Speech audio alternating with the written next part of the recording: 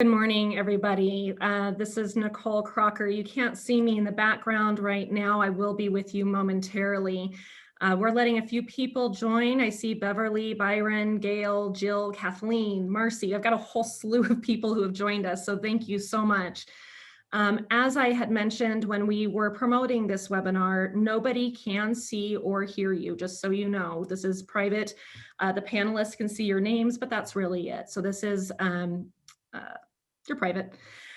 If you want to ask any questions, I'm not sure how many of you guys, let's see if I've got a poll here. If I can find it, how many webinars have you guys participated in? Just so I can kind of get a feel for the audience here. I've launched that poll. If you could please let me know, is this your first time? Have you done a dozen? Just so I know how much housekeeping to do. Okay, I do have a couple of first timers. About 30% of you guys are first timers. So I'm gonna go through. Nobody can hear you, nobody can see you. We have about 20 participants on right now. If you look at the bottom of your screen, you should see a Q&A with like two little bubbles. That's a way for you to speak with any one of these panelists. All you have to do is click on that button with your mouse. You can type in your questions and it comes to the back end. I've got two people behind the scenes. Fred is behind the scenes monitoring our live stream. I also have Cassie behind the scenes and she's monitoring any kind of comments to make sure we don't miss anything. Type in your questions, we will make sure to get them answered. The folks that you're going to be meeting here today, I've invited personally because of my relationship with them. So I own Small Business Marketing Solutions. Thank you. I see a few more people have joined. I own Small Business Marketing Solutions. We are a local advertising agency here in San Diego. We work only with home service professionals.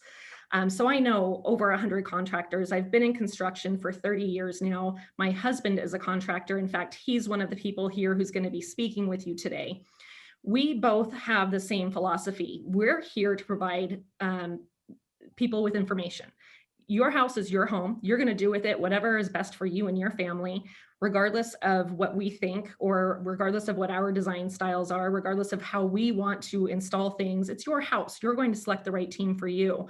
And my husband, Jack Crocker, who owns Classic Home Improvements, and I both feel like we've got a great platform here to be able to share knowledge with you so that you can make your own educated decisions. So our topic for today is Kitchen Remodeling 101. There's going to be a few things we're going to be going over. First and foremost is, where the heck do I start?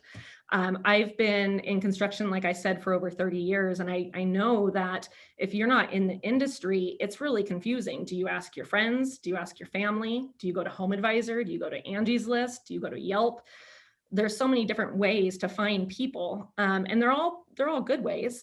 But you have to know what kind of people you're looking for. And that's something that I know is missing in the industry, is nobody's educating the community on what the different levels of service are in construction. So Jack is going to answer that question. Where do I start? What are the different types of contractors? What are the different methods? He'll talk about design build versus architect build. If you're going to be taking down a wall in your house, you have to go through a different process for your remodel. He's also going to speak with you about what will make you have a 5-star remodeling experience. Everyone's expectations for remodeling are different. One person might value price over quality. One person might want super intense craftsmanship that's just detailed, European products, and everyone's got different wants and needs. So you have to understand what services you need for your project, and he's going to go over those with you. I'm going to go ahead and stop talking because I feel like I've been rambling for a few minutes now, and I'm going to introduce you to Jack Crocker. He is the owner of Classic Home Improvements in San Diego, as well as Classic Custom Homes, building really cool mid-century modern homes in Malibu. So Jack, feel free to pop in and introduce yourself and tell us all about you and answer those questions for us. All right. Well, welcome everybody. Thank you for having me on. This is exciting. I'm happy to be here. I'll start a little bit by talking about myself, only just for a couple minutes because it can get a little boring. I've been in construction for well over 30 years. It's really all I've done. Even before that, my dad was a remodeler. So from being at a very young age, picking up nails on the job site, like a lot of us construction guys do, all the way to now where I own classic home improvements and a custom home building company. This has been my entire career. So I started off, like I said, working in remodel. I ended up moving into the field where I worked in several different, getting my journeyman in several different trades, framing, plumbing, tile, drywall, etc., and found myself in corporate America. I ran some very large construction companies, subcontracting companies, I should say, for many years for national builders, and was really enjoyed that. As my kids all went to college, I decided 10 years ago that with Nicole and I, we were going to open Classic Home Improvements. Classic Home Improvements is a company that's based out of San Diego, and we're remodeling professionals. We do kitchens and bathrooms and all sorts of things, and that's what we're here to talk about today. So one of the first things I thought I would talk about, probably the number one question that I get asked, is what kind of contractor should we hire, or are you the contractor for us to hire? So let me just flip the slide here and I'll give you a couple of instances. So which one's right for you? So sometimes you want to just hire a general contractor. That can be a couple of things. Sometimes people think of general contractor also as a handyman. A handyman, by definition, can only handle projects that are less than $500. We're extremely regulated in California, and you have to be licensed for everything you do. So if you're hiring anyone to do work, you want to make sure that they're appropriately licensed to work in your home. It's important for your safety, the safety of others, not only your financial safety, but sometimes even your physical safety. We're talking about plumbing and electrical after all. So a general contractor can be that handyman guy that is just there handling small little projects for you. They'll pick up lists and things, replace a light switch, that kind of stuff. There's also a general contractor. And what a general contractor is, they're also sometimes called paper contractors. What they are is they're a builder that's licensed to manage the project for you, but doesn't necessarily do any of the work. So if you hire a general contractor, you're going to need to be extremely involved yourself. And I'm going to tackle that a little bit as we work our way through. But basically with a general contractor, they're going to say, go out, do your own plans, find your own materials, tell me exactly what you want in the house, and then I'll just build whatever you tell me to build. If you're going to hire somebody like that, you better have a lot of experience and know exactly what you need, because there's definitely a lot of nuances there. But sometimes that's the right fit for you. A thing that we see an awful lot, and people, they have an important part in the marketplace, and those are subcontractors or specialty contractors. So that's kind of two different things. So California allows for a specialty contractor to get a license, maybe not to build your entire home, but they've demonstrated years of experience and an understanding of a specific trade. So that might be a tile setter, that might be a plumber, that might be an electrician. It could also be painting, it could be roofing, etc. You get the idea. And what those guys are qualified to do is to do that specific trade. Now, what we see in the marketplace a lot of times is people that are hiring a tile setter and they say, well, I've got myself a licensed contractor, and then they have him build the entire bathroom, him or her. But now you've got somebody that's only licensed in tile, that's doing demo, framing, plumbing, electrical, drywall, etc., and of course tile. And tile is a big part of the bathroom. But it's very important that they are licensed and trained in each trade for all the reasons we talked about. A specialty contractor is sort of a slight variance of that. They're going to be a general or a B contractor, you might heard say. So they're licensed to handle all the trades, but they're very specialized to something specific. So they might only do bathrooms. They might only do decks. They might only do patio covers, but they're not necessarily going to be your person to do an addition, because, as you can imagine, and as we start talking through this, you'll see we're only talking about kitchens and bathrooms today, but there's a lot to it. So there's a lot to know if you're trying to build a whole home. So you don't necessarily want a specialty contractor, someone that's got 20 years of experience building a kitchen. You may not want them to tackle your addition, because when you get into the addition, now all of a sudden you've got foundations, framing, windows, roofs, insulation, etc. And maybe their specialty is cabinet installation and arranging tile setters and those sorts of things. So you want to be very careful hiring a specialty contractor. Make sure that you're hiring somebody that has a lot of experience building exactly the type of projects that you want to do.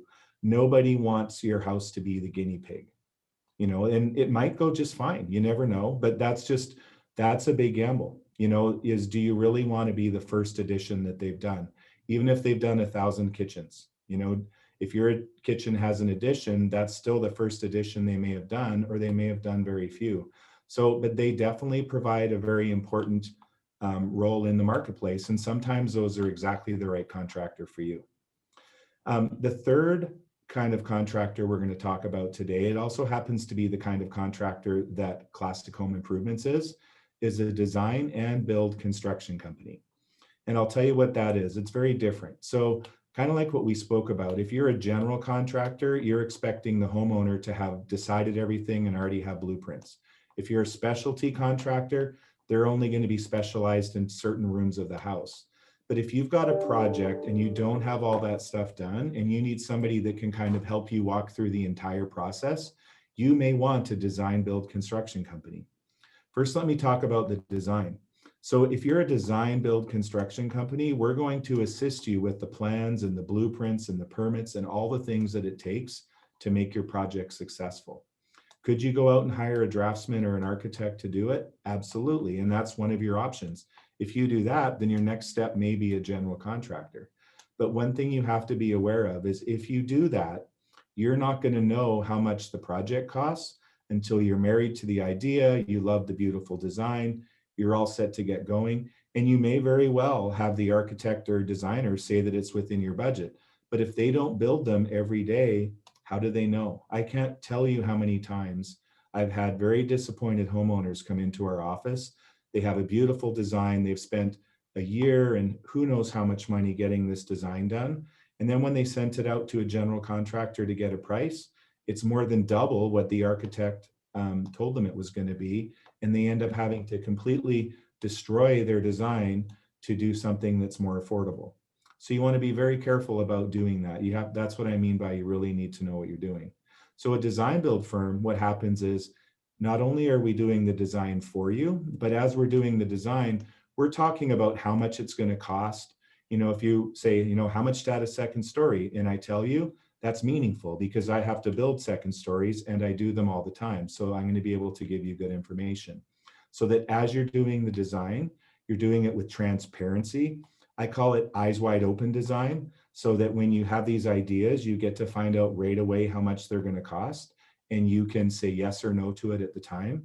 But also more importantly, if we're beginning with a budget and we know what your budget is, we're going to be suggesting things that are within your budget and still beautiful, right? We just will maybe steer you in a direction that's going to help it be budget friendly, because if it comes in way over budget, you're not going to get to build it after all anyway. So that's what design and build is. The other part of it is if we've designed it, we've talked you all the way through, we know what the costs are. When it comes time to build, we're not going to have all those questions. We're not going to have all those extras and all those unknowns. I mean, they've made TV movies about that, about, the death by 1,000 cuts where you're constantly getting hit with something more and more and more.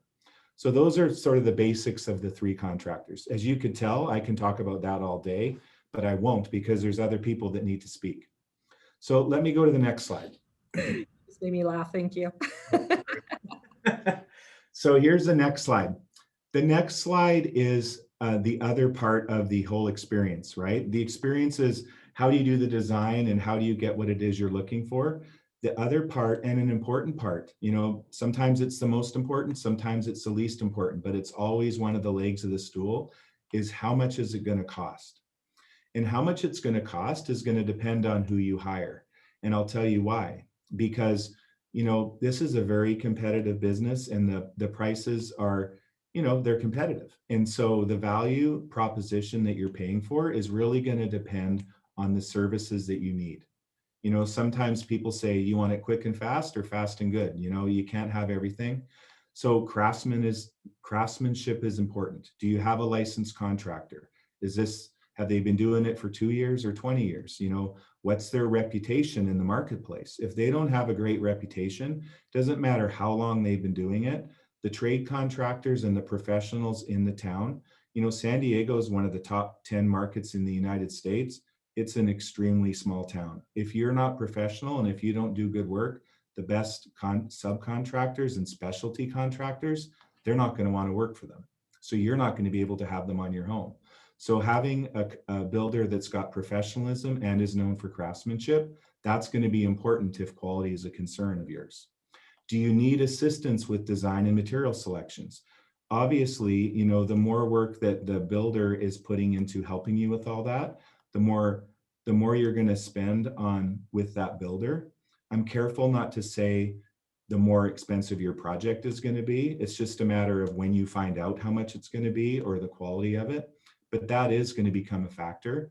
In accessibility. You know, do they have enough bandwidth and enough people in the office? Is there a showroom? Are there design professionals that are going to be able to assist you? Who do you have access to? Those are all part of what's going to help you achieve a 5-star experience. And the old adage couldn't possibly be more true here. You get what you pay for. The less you pay, the less you're going to have access to all of the services. Maybe you might get one of them. If you hire an unlicensed contractor that's been framing houses for 20 years, the craftsmanship for the framing might be outstanding. Unfortunately, you need a lot more than just framing. So you see what I mean? You want to get a blend of all of those to really have a successful project. So that's the basics of the design process explained. You know, like I said, there's a lot more to it, and we can sure talk more one-on-one or later. There's going to be a question and answer period later. But I just wanted to give you a quick overview of the design build process. Thank you, Jack. Thanks, Jack. While you were talking, I had launched a poll, and thank you everybody who participated. It looks like about 50% or so are looking to invest about $30,000 or less. We've got about 30 or so for 30 to 60K, and about 20% that want to spend more of the 60K to 80K. Now, that tells me from being, or that lets me know the folks who want to invest the $30,000 or less, can you get it done? Yes, absolutely. But as Jack said, you need to know who, what services you need. So these are the questions you want to ask your people. Do you offer interior design services? You may or may not need it. Do you select my materials for me? And do you manage the process of delivery and warranty concerns for me? So the folks that are planning on spending a little bit more, you're going to want to probably look for a company more than a contractor, because they have the team to help you with managing absolutely everything from start to finish. They're also called full service remodelers or general contracting companies, just some keywords for you to use when you're doing searches online. So I'm going to go ahead and end that polling, and let's move on to our next speaker. So Andrea Short is the next person I invited to come along. She does work with classic home improvements. Now, I promised you guys you wouldn't have to listen to a sales pitch here, and you're not. I had to reach out to folks that I knew I could trust to give you guys the answers that I believe in. And Andrea is here just to share with you the styles and trends that she sees out in the marketplace. She is in hundreds of homes in San Diego every single year, and she can tell you what she sees. So Andrea, if you want to go ahead and start your PowerPoint, I'm not sure if you've got that set up yet. We can have you talk about the things that you're seeing out in the homes that you've been in lately. Yeah, thank you so much. I hope you can see my screen now. I'm really excited to be here today. I hope you can hear me okay. Today, I'm lucky enough to talk to you about what's trending in kitchen design, which is a very exciting topic for me. Like Nicole touched on, I probably design about 100 kitchens every year. And I get to tell you what I'm seeing out there. And probably some of these are things that you're thinking about doing in your home as well.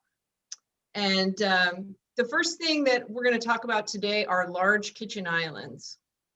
You may be thinking this is not really a trend. This has been around for a while, but it's still the #1 thing that people want to see in their kitchen is a big island. And a lot of people are willing to take a wall down if they need to really make this design work. You know, 100 years ago, 50 years ago, kitchens were smashed into the back of a house, and whoever was cooking had to just be back there by themselves. and alone in this very utilitarian kitchen. And today, the kitchens are going to open up into the whole house. That's where people are going to congregate. Right when they come in your door, they're going to go right to that big kitchen island, hang out with you while you're cooking. You can have a drink, chat. With people working from home, we could put a USB port on your island. You can sit there. Not to mention, lots of kids are at home doing school. So they might love to be in the kitchen with you, and you can kind of keep an eye on them, make sure they're doing their work. Well, and Andrea, I've seen the USBs too, where they're flush with the countertop, right? Yes. So what are some of the options there? They can be on the side, they can be on the top. Can they be underneath the outlets? That might be something you might have to ask Jack, but I have seen them just built into the cabinetry right below the countertop. Gotcha. Yeah, so you can charge your devices. Kids can do their schoolwork without worrying about the laptop going dead from no battery. You're going to get to have lots of great storage. You could do a fun color on your island, which is a lot of people are doing like a contrasting color, having a little fun with it. Even the countertop could be a different, more jazzy countertop on the island versus doing it in the whole kitchen. So those are some of the fun things. You can have a lot of fun with the design depending on how many stools you want to put and how much storage you need. Hey, Andrea, I'm going to stop you for just one quick second. So sorry, I do this to you guys all the time, but we do have somebody who asked a question. I'm going to bring Jack back in. How important is it that the subcontractor is bonded? Do they get commonly asked for proof of active insurance and license? And what is the way to look up if the license is active online? We do have a URL I will submit to our blog right now so that you guys can see that, where to look up that information. But Jack, do you want to touch on that? Sure, absolutely. It's actually an excellent question. Frankly, I should have brought that up when I was talking. When I was talking about everybody's licenses and their license types and how being licensed in California is so expensive, that's one of the key ingredients right there to getting licensed, is you have to pass a test for your specialty. But you also have to carry a bond, and you have to have insurance or specifically tell somebody that you don't, believe it or not.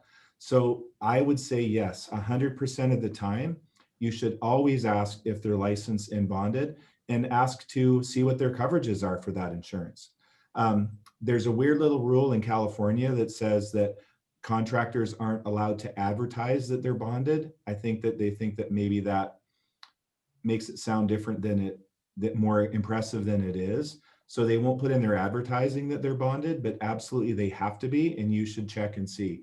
There's a website, cslb.com, I believe it is. It could be .org. We'll put that URL up where you can go in there and you can type in by the name of the company or by their license number, and you'll be able to see if they're insured, if they're bonded, how much they're insured for, and is their bond active, all those sorts of things. A very, very important question.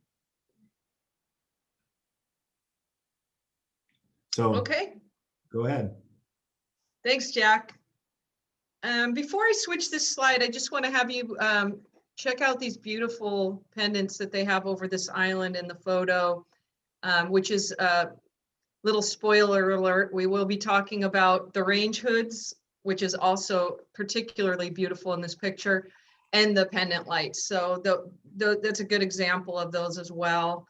And another trend I'm seeing in this picture is the cabinets that go all the way up to the ceiling, which is something that we're being asked more and more for, especially in homes where the ceilings might be 9 or 10 feet tall. So that looks really lovely as well. Here's some more, some kitchens even have 2 big islands today. Oh, Andrea, your slides aren't moving around.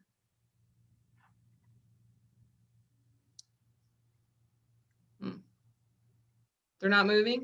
Bottom, no. I'm clicking through them on my screen. That's interesting. That's a shame. Oh, That's okay. do you want me to try resharing? I will take over for you. I'll just see if I can find your PowerPoint really quick. You just keep talking. All right. Well, I want you to be able to see these beautiful pictures. Like I said, some bigger kitchens can have 2 islands now, which can be very fun, new design. You could have 2 levels on your kitchen island or your peninsula, a bar height and a counter height. That kind of keeps the area clean in front of the person that's sitting. They don't have to see what's on the counter directly in front of them. Are we caught up to the live? No, I'm trying. Oh, never mind. So it sounds like pictures are changing on the other line. It's just not me. So Okay, go good. for it. You're good. Good, nice. Sorry, guys. This is my favorite new trend, little or no upper cabinets. I personally love this. I want to do this at my house. I love windows. So when you don't have to worry about having a lot of upper cabinets, you can have that really light open look. It kind of reminds you of being in France in a little Parisian kitchen. Everything seems very relaxed and homey and open, and you can use beautiful tile and hoods and even some floating shelves. You're going to see all of that in these pictures. It's just a really light, beautiful, organized way to go, very sleek. But not for everybody. The downside of this would be that you're going to have to keep things clean and organized, and we don't want to be putting any crock pots or sippy cups up on these open shelves, right? Panel-ready appliances have become popular again. So people really want that customized, homey, warm look of kitchen cabinetry. It looks so custom and beautiful. So you have to buy specific appliances that will house these panels. And so you're going to want to work with your kitchen design company to get those for you. And you can get them for the dishwasher and the fridge, and then you don't see any stainless appliances. It just looks like a beautiful custom room. So Andrea, on those, are they from the cabinet manufacturer, or are the appliances just built so that they can handle that cover? How does that work? Yeah, so you buy special appliances that will be ready for panels. And then as part of your kitchen design, you will have to order the proper custom sized panels for your appliances. Gotcha. And then we didn't touch on waterfalls on the kitchen island, did we? No, that's another trend. One of our audience members just said, don't forget about the waterfalls. There's so many trends. I know. As I go through this, I'm remembering more and more things. Yeah, that's a beautiful way to go. It gives you that very luxurious look, and it's very contemporary, and you get to see all that beautiful stone. So yes, that's still popular. It's super durable. I love the waterfalls as well. That was a good one for the first slide, right? Yeah. A lot of people are asking for light wood cabinets, which, you know, they've been around forever, but you know, this year they look a little bit more ashy and cool toned. It's a beautiful way to go if you want that light look, but maybe you're afraid to go all the way to white and you want that beautiful beachy, sandy appearance. There's some beautiful pictures here of that kind of Santa Barbara, Napa Valley look that this gives. So yeah, if you're going to do the light wood, consider using maybe a cooler tone of brown than maybe one with more of a red undertone. I wonder if a lot of people are changing to that because they did white in their original remodels. I just went back. My first kitchen was white. I changed it to oak and I just went back to white. So I'm curious to see what my next change is going to be too. Yeah, maybe you could do both, which is also a trend, you know, to do a two-tone. And the designers here at Classic and I really like the look of maybe doing the kitchen island and the lower cabinets on the perimeter in one color and then doing another color on the uppers. That's even more next level. Awesome. Yeah. And the range hoods are another way to make a great focal point in your kitchen. People love these professional range hoods. They come in stainless. The first slide I showed you had a beautiful two-tone metal one. They come in copper. You can order them in beautiful wood tones to either contrast or go with your kitchen cabinetry, like on the slide to the left. And it just makes, it's like kind of like having a fireplace in a beautiful living room. It gives you a beautiful focal point. You know what, one that's not on there actually that brings to mind, mine comes up from the stovetop itself and raises up, which is a really cool Right, that's called a downdraft. So that will bring out all the air downward rather than upward with the chimney hoods. Gotcha. Okay. And that's a really good option if people have their cooktop on an island and they don't want to have that visual hood right in the middle of their kitchen. And that's why we did it. Tile has really come a long way. It's amazing the custom tile designs that you can do in a kitchen right now. They have every type of shape and design from almost every era in history. The one you're looking at now kind of reminds me a little bit of the mid-century modern look. You can have fun with the grout colors. There's the regular old white subway tiles are still super popular, but now they have subway tiles that look like they were made in ceramics with beautiful like hand glazed looks. So you could really put your own stamp. You can put some color. You can have fun with it. This next picture shows a beautiful customized layout that if you have this in your kitchen, you can be sure that nobody else's kitchen is going to look exactly like yours. And it also plays hand in hand with the no upper cabinets. You can see that so nice and beautiful and open there and showing off that beautiful tile. Andrea, I'm going to have you pause for just 1 second. There's a couple of people saying that they can't see the slides. So Fred's going to work on that really quick for us. But Andrea, can you go, you're on the slide right now that has the tile. Hey, Jack, are you still around? Of course. So two things I'd like you to touch on, because I have tile in my back, which is like a mosaic tile. And I'd like to know how you can explain for people what to expect, number one, when it's a mosaic tile. And then number two, how does like really cool designs like these geometric designs, they look really awesome, but it's got to be hard for the installers. How does that affect price and time to get it complete? So it definitely, in both of those cases, is going to affect both.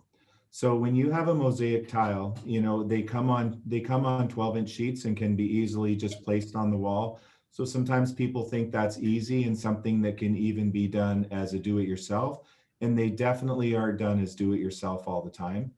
The trick with there, though, is if you have a professional installer, is that, with mosaic specifically, if you look at traditional mosaic tile, you've got that perfectly imperfect look. So everything's glued onto the back of it, but it still takes a professional to sort of make them line up and to make it look proper. And it's definitely more labor intensive. So if you have a bunch of little 1-inch tiles, you have 18 to 20 cuts on a wall instead of 2 or 3.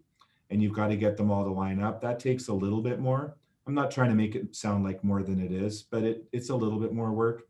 When you get into something like this, you're probably going to be paying more for the tile itself because it's the geometric shapes and everything are going to be more expensive to purchase. But if you look at all those colors, those are all different boxes and colors of tile.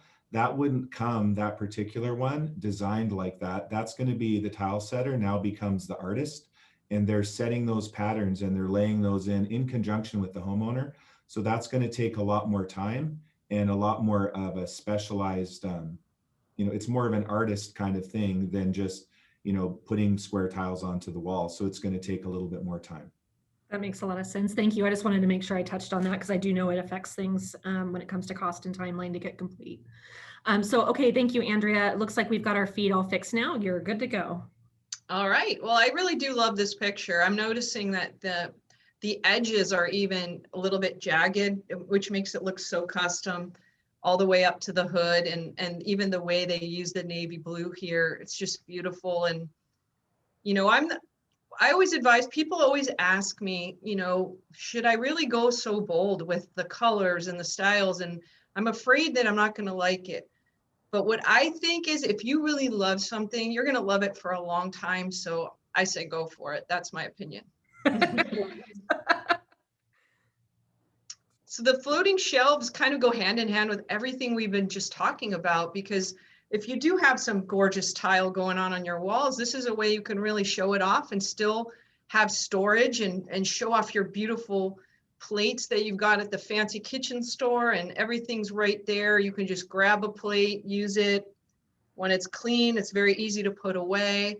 And, you know, people were worried about dust, but these things generally that you would leave out, you would use regularly. So they'll stay nice and clean. And, you know, this trend isn't for everybody, but if you're kind of a neat freak and you love design, you're definitely going to want to think about doing some open shelving in your kitchen.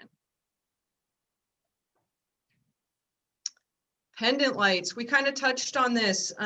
You know, you've got that big island perhaps, and you want to have some beautiful light overhead, and it's like jewelry for an outfit is how I see it. You know, you could add some beautiful textures, some glass, some metal. It's just a way to really show off. You might want to consider getting large pendants and doing less of them. I like 3 personally. 2 would be also a great number if you had some really big ones, but and back in the day, people tended to do smaller pendants and do many of them. And nowadays the trend is more, let's really get something gorgeous and big and make it a more simple design, but really visually stunning. Andrea, go back to that screen really quick. Fred's taking a look again. It looks like some of the folks that are having problems on Zoom, I'm wondering if it's because we're not on the newer version, but we're going to try and catch up the screens really quick again. We do have a question from Kathleen, 2-part question. In a smaller kitchen, what's the most popular color of wood for cabinetry? Also, how important is a formal dining room in California? Would it be a mistake to forego the dining room and expand the kitchen in its space? Okay, those are really good questions. 2 separate questions. One, I would say in a small kitchen, you know, personally, I think you could go with a lot of different colors, especially on the bottoms of the cabinets or the island. I wouldn't worry too much. You might want to go a little lighter on any upper cabinets if you do have them. And there you go with the floating shelves would be a great idea to keep it looking big and open in your kitchen. But the light wood trend would be a great thing to explore. The white is still a major trend. So I would say that just keep it kind of light on the uppers, but then you could kind of do what you want below, and I think you'd be fine. The second question, what was the second question? The second question is, how important is a formal dining room in a California? Oh, yeah, that's a good question. I You know, most people in California, really, as long as they do have that big kitchen island with lots of places to sit, that's the most important thing. I hear a lot of people saying they don't use their formal dining rooms, or they're changing them into a sitting room, or maybe like a cocktail area with 4 swivel chairs and a big coffee table. So you can do a lot of fun things with that dining space, but I don't think it's very important for most people anymore. It would depend on you though, and how you use your home. So if you're a big entertainer and you like to have dinner parties, you're probably going to want to have a big kitchen table somewhere where your friends can all eat with you. I like to sit at a dining room. So if you are a person that likes to entertain, you might want to consider that if you're doing sit down dinners. Thank you, Andrea. Yeah, are we all caught up? Yeah, looks like we're all caught up. All right, awesome. Well, you know, coffee, everybody loves to go to the coffee house. Coffee is really popular. The Keurig machines have really changed the way people can drink coffee at home and have a single serving without making a whole big pot. I have an espresso machine, which I just love. And, you know, you can invite your friend over to have some coffee at your house instead of going out to the coffee bars, which can also get really expensive if you're taking coffee out all the time, maybe twice a day. So this is something that we're seeing in kitchen designs. A lot of people want to have a designated spot where they could keep their coffee maker, their cups, and you can really make it very interesting looking. They even have these beautiful gourmet coffee machines that will be built in, and your contractor can help you get water there so that you don't have to go and fill up that pot anymore. It's just always going to be ready for you to go. There's a nice picture of little French looking coffee area with the floating shelves. So all of these trends, you know, you want to explore kind of combining them, which is what you're seeing here with even that wall of the subway tiles.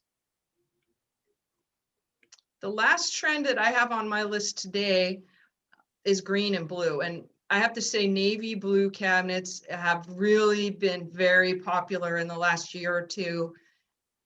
It's a traditional color, and it's very practical color to use in your home. It's easy to use. It's gonna look good for years to come. It's not a trendy color. Especially in California, you're gonna see a lot of blues and greens because of our proximity to the ocean. It's a very calming color. You might eat less in a green and blue kitchen because you know all the fast food restaurants, they do red and orange to make you eat a lot of food. There's been studies. Apparently I need a blue kitchen. So I love this navy blue, and it also goes hand in hand with another trend that we did not talk about today, which is the new gold hardware for the kitchen cabinets. So it would look amazing on these blue cabinets. So think about it. It's a classic color that's going to be super durable for your family and look good for years to come. Awesome. Yeah, Thank you so much. that's the list. All right. Well, I'm getting quite a few people that are still saying that they're having problems with the seeing thumbnails, and I'm so sorry about that. So I did let you guys know, and anybody who hasn't messaged me privately, I will send off this PowerPoint presentation so you can see the bullet points with all of the images. I'm terribly sorry that we're having that problem today. But moving on, let's go ahead. I'm going to introduce Cynthia. And Cynthia is a preferred vendor of Classic Home Improvements. They are a cabinet manufacturer here in the States. She's getting ready to share her screen right now, and she'll let you know about their products and what she's seeing with trends and cool storage options and other things that have to do with kitchen cabinets. So here you go, Cynthia. Thank you for joining us. Oh, you're on mute. Hi, I'm Cynthia, and I work directly for a division of the largest cabinetry focused manufacturer in the US, which is Waypoint. I work with partners like Classic Home behind the scenes daily, and I'm super appreciative for this opportunity today because in my everyday, I don't get a lot of direct interaction with homeowners like yourselves. A little bit about me. I've been in construction for over 20 years and I'm a civil engineer by degree. This is a totally different field for me, but it just so happens that I've spent the last 6 months remodeling my forever home. So this makes today just that more meaningful to be with you. Remodeling is a journey. Many of us are deciding to embark on that journey, and I learned there's both right and wrong ways to go about it, for sure. Waypoint is an exclusive brand for the American homeowner. We have been in business for over 60 years and are the choice of national builders. In 2010, J.D. Powers ranked us highest in the kitchen cabinetry satisfaction survey, which is super impressive. I'm here today to speak from the manufacturer's perspective. As the largest manufacturer of cabinetry, we have unlimited resources and capabilities to track trends and market indicators. COVID, albeit, brought its own challenges and downfalls, but an upside is that remodels have hit record highs and more homeowners have refocused on the home. Cliche as it sounds, the kitchen really is the heart of every home and ranks in the top 3 of Americans' largest purchases over their lifetime. So now's a good time to touch back on the 60+ years in business I mentioned a side back. This is a large investment for you. You want to absolutely choose a cabinetry company with longevity and a lifetime warranty. In 20 years from now, some of our dealer partners may not be in business, but as a company, we're still going to be here. It's unique, a lifetime warranty to American manufacturers. And it's unheard of with most imports, but we stand by our cabinets and we stand by you.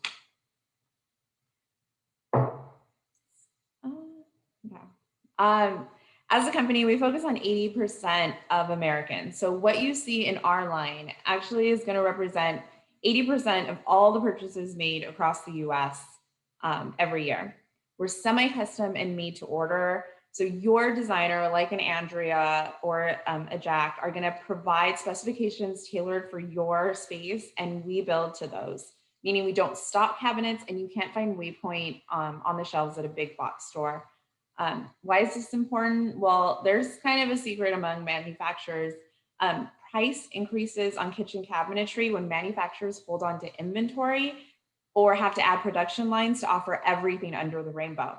So part of the value you get with Waypoint is that you aren't eating inventory costs or paying for styles or colors that you're not buying in the first place. On the map, I just wanted to point out, these are all of our manufacturing facilities. We are truly all American cabinetry. All of the cabinets for San Diego and Southern California come out of Arizona, Kingman, Arizona.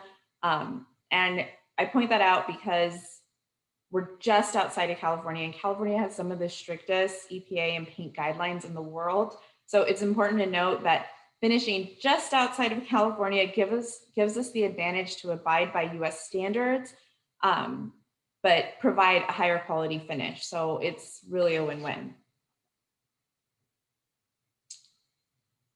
So you're here today because you're contemplating a remodel, and I'd like to share my top 3 next step recommendations and rules. Let's look at these images. They're all beautiful and exceptional. Style, symmetry, depth, interest. If free, I think all of you would take any of them, right, in a heartbeat. But this is your opportunity. This is your investment that you're making. And beyond general consensus, the kitchens in these 4 images are very, very different. This is going to be fun, I promise, but this first step is probably your most difficult. So rule number 1, this is the difficult part. You need a starting point. So 99% of us don't even know where to start or can pinpoint our personal style.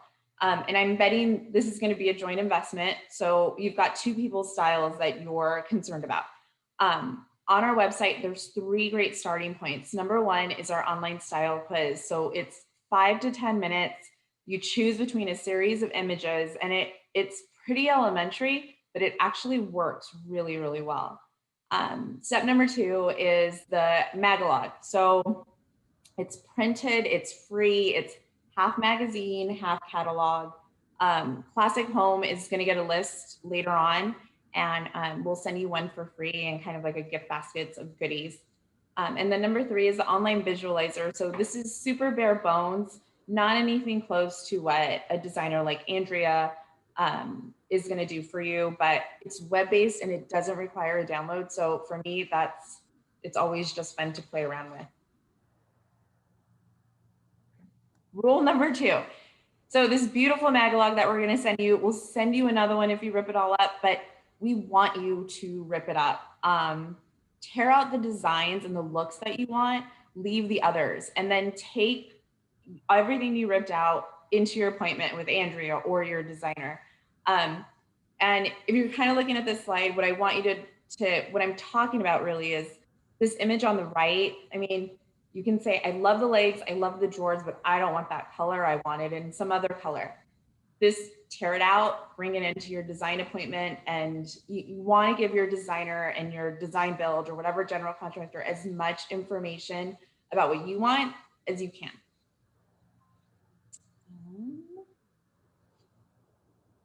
And then number 3, this is the golden rule, and kind of a lot of what I realized during my remodel is you need a good designer.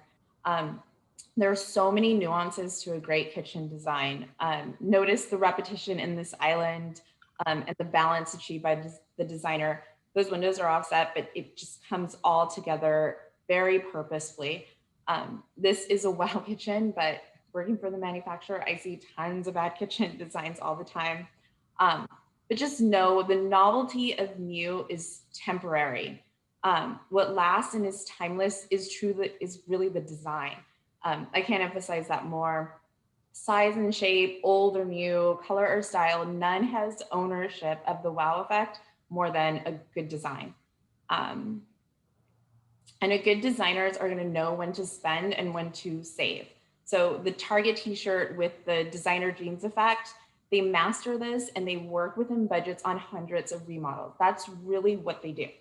Take what you want, your ideas, and turn them into budget-friendly works of art. But the last thing I kind of want to mention, because I think it goes overlooked, is the wow of your kitchen is really equal parts visual and functional. So cabinet accessories really make for wow moments every day after. You're not going to regret the investment. Gone are the days of non-helping drawers and cabinets. Your cabinet should and can make your life easier. Again, you're going to go through this remodel. You might as well do it right. There are tons of options nowadays, and a good designer will help you sort through the right ones for your household. You shouldn't have to rummage through bins and drawers. Kitchens really should make your life easier.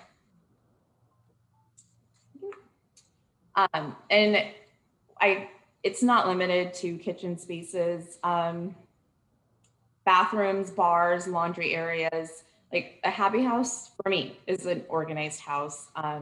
It's not always easy, but you really, really want to make your cabinets work for you. Hey, what's that one in the bottom right-hand side of that last slide? Oops. Is that like soap or something in there? Yeah, so it's like, you know, right underneath the sink, they have those under sink drawers now that kind of just pull out.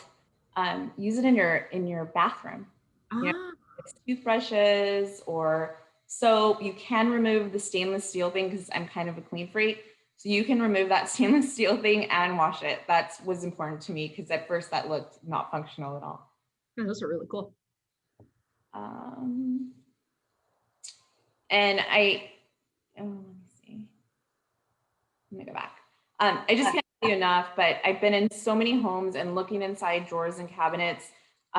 That's truly your wow factor. And it's one of the most envied characteristics of someone's remodel are the accessories behind like the beautiful doors and the beautiful design. And just to wrap up, 3 steps, 3 rules, right? You need a starting point. Use online tools. You need tangible ideas. Use the Magalog. And because you need a wow design to stay in your budget, you need a great designer. And that was it. Oh, that was a great end. Thank you for that. I really appreciate it. And I like all the cool features that they've got, the new storage stuff. I didn't put any of that in mind, so I'm kind of jealous, to be honest with you. I know. So couple of things for you folks that are still on here.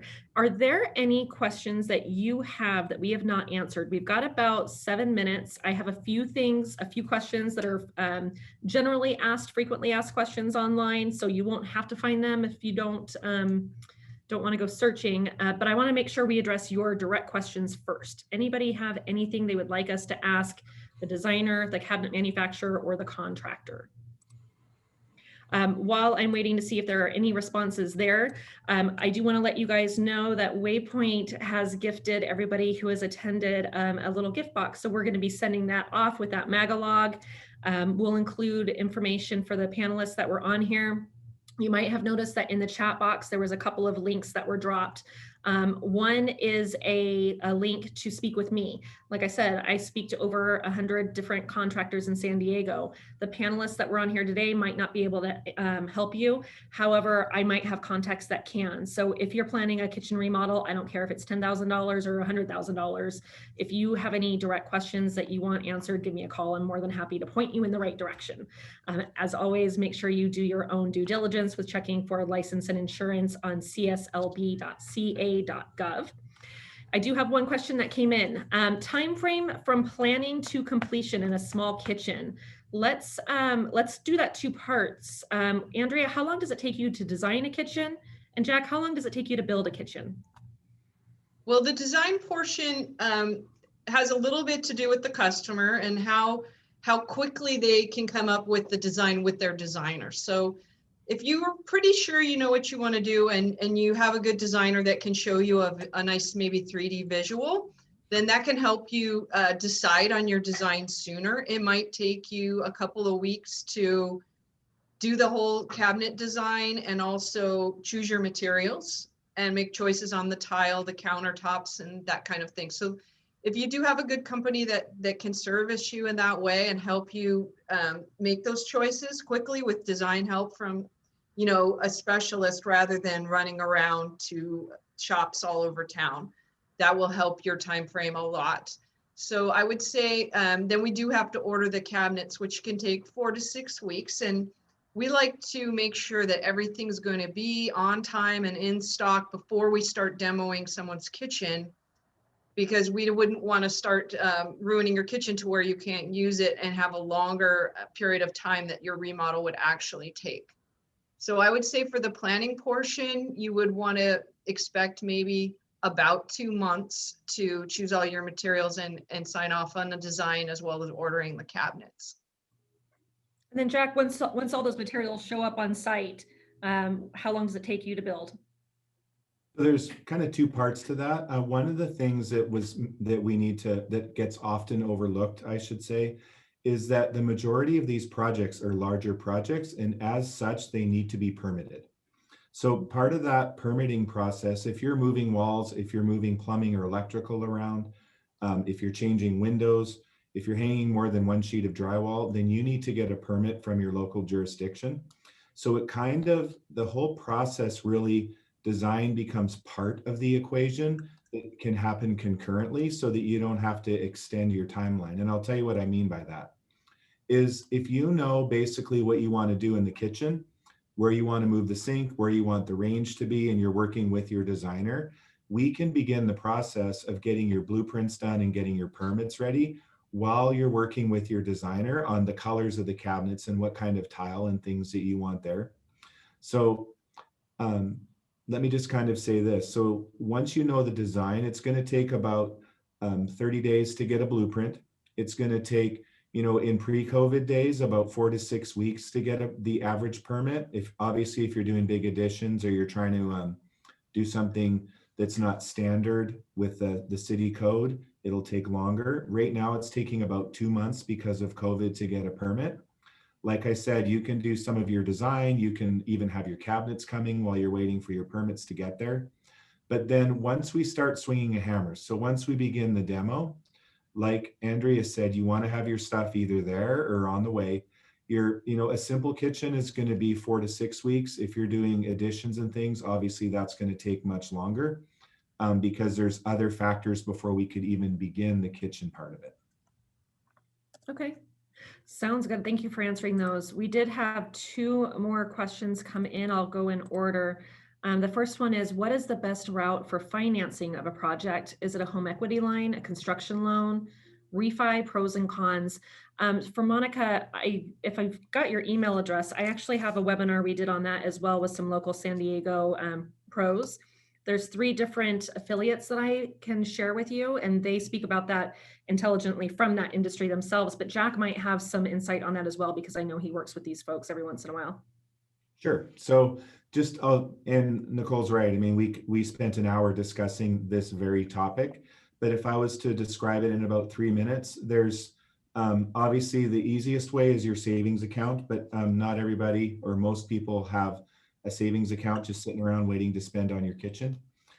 So then you have a couple of choices. You could do a home equity line of credit, which means you leave your mortgage where it is and you just get kind of a second mortgage that you write checks as you go. You can use that money. If you're contemplating a bigger project or you want to take advantage of lower interest rates, you could just refinance your house altogether and just take equity out of your home. When you finish that project up, then your money will be in your bank and then you're just writing checks as you go. And then there's other ones where you can take smaller signature loans where you can just borrow money, usually $50,000 or $60,000, something like that. They just borrow the money from the bank, almost like a car loan without the car. And then you can spend that money. There's credit cards. There's all kinds of different ways you can do that. All of them have different costs and simplicity or complexity issues that go along with it. Thank you. And then our last question was, are you a fan of induction cooktops? What are the pros and cons to those cooktops? So I can answer that one from personal experience. So I just remodeled my kitchen and we've been asked a lot about induction cooktops over the last couple of years. It's a new trend. And so I put one in my house because I wanted to see how it worked. I like the electricity factor versus using gas. But when I grew up in the 70s and 80s, we had a lot of electric cooktops and I am just not a fan of those. They're the ones where the glass actually heats up. It's kind of hard to heat them up or cool them off quickly. So I was a little bit leery, honestly, about using induction cooktops, but induction cooktops are different. The electricity is the fuel that's used, but how they work is they're magnets that actually heat up the pot or the frying pan instead of the glass. So you can actually, what I've found, you can boil water in about a minute or two, a whole big spaghetti pot full of water, because they work that quickly. But you also have a lot of control where you can change temperature from high to low quick if you're doing sauces. The other nice thing is the safety factor. It only is heating the pot. It's not heating the glass. So you could put your hand sort of right next to the pot and not touch the pot and not even burn yourself. So I was leery when I installed it, and I'm a fan for life. I love induction cooktops now. Great, thank you. All right, everyone, thank you again for coming today. We really appreciate your time. I will email out these recordings to you. I'll clean it up a little bit so you'll see all the videos, you know, really good, high quality images. There is going to be a link put in the chat. That's going to be for our next webinar. That's going to be on February the 24th, I believe. We're going to have Kohler here. I'm very excited to have another huge manufacturer come in and speak with us. Cynthia, thank you so much for joining us. Andrea, Jack, I really appreciate it.